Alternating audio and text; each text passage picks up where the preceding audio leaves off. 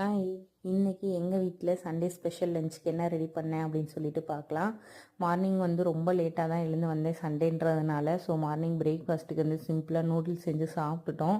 So கடைக்கெலாம் போயிட்டு வந்துட்டு lunch prepare பண்ண ஸ்டார்ட் பண்ணும்போது டைம் 1:00 மேலே ஆகிடுச்சு. ஸோ ரொம்ப நாளாச்சு நான்வெஜ் மீல்ஸ் மாதிரி ஏதாவது ப்ரிப்பேர் பண்ணலாம் அப்படின்னு சொல்லிட்டு சிக்கன், மட்டன், ஃபிஷ் எல்லாமே எடுத்துகிட்டு வந்திருந்தேன்.